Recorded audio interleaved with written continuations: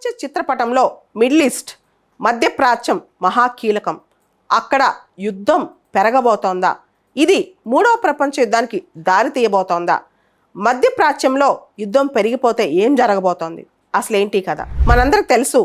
April 1వ తారీఖున Israel దేశం సిరియన్ క్యాపిటల్ డమాస్కస్లో ఇరాన్ కాన్సులేట్ మీద అటాక్ చేస్తుంది.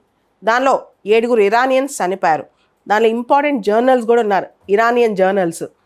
సో ఇప్పుడు వెంటనే ఇరాన్ ఆ రోజు చెప్పింది, నేను దీనికి తిరుగుదాడి చేస్తాను, ప్రతి దాడి చేస్తాను, చెంపదెబ్బ కొడతానని చెప్పి.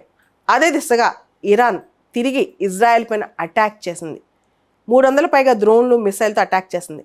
కానీ ఇజ్రాయెల్ తనకి తను రక్షణ కవచంతో, రక్షణ వ్యవస్థతో, ఎయిర్ డిఫెన్స్ సిస్టంతో కాపాడుకుంది.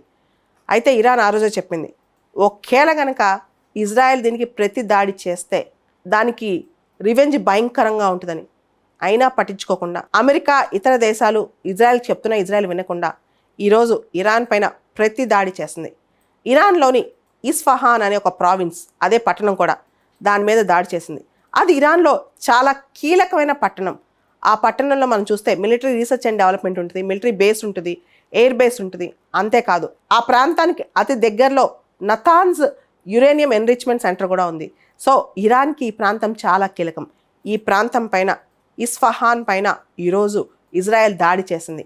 ఇజ్రాయెల్ ఇరాన్ని తిప్పికొట్టే దాడిని ఆపరేషన్ ఐరన్ షీల్డ్ అని పేరు పెట్టుకుంది కొన్ని రోజుల క్రితమే. ఐరన్ షీల్డ్ ఆపరేషన్ ద్వారా ఇజ్రాయెల్ ఇరాన్ పైన తిరుగుదాడి చేసింది. ఇంకా ప్రపంచంలో యుద్ధం మొదలవబోతోంది. ఎప్పుడైనా ఏ క్షణమైనా ఇజ్రాయెల్ ఇరాన్ పైన భీకరి దాడి, ఇప్పుడు తిరుగుదాడి చేయొచ్చు.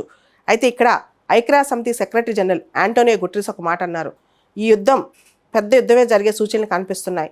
ఇటువంటి టైంలో అన్ని పార్టీస్, మిడిల్ ఈస్ట్లో ఉన్న అన్ని పార్టీస్ రెస్ట్రైంట్, కొంత సమయం పాటించాలి. లేకపోతే పెద్ద యుద్ధం అంటూ వస్తే మాత్రం ఇది భీకరమైన పోరు స్టార్ట్ అవుద్ది. ఒకవేళ మిడిల్ ఈస్ట్లో పెద్ద యుద్ధం వస్తే ఫస్ట్ ఎఫెక్ట్ అయ్యేది అభివృద్ధి చెందుతున్న దేశాలు. కారణం ఆయిల్, చమురు నిల్వలన్నీ ఇక్కడే ఉన్నాయి. చమురు ఎక్స్పోర్ట్స్ అన్నీ ఎక్కువ ఇక్కడి నుంచే జరుగుతాయి. సో ఆయిల్ ప్రైజెస్ విపరీతంగా పెరిగే అవకాశం కనిపిస్తుంది ఇక నుంచి మనం గమనిస్తే కనుక. ఎందుకంటే ఇరాన్ కానీ, మిడిల్ ఈస్ట్లో కంట్రీస్ కానీ, వీటన్నిటికీ ఎక్కువ డబ్బులు వచ్చేది ఆయిల్ నుంచే.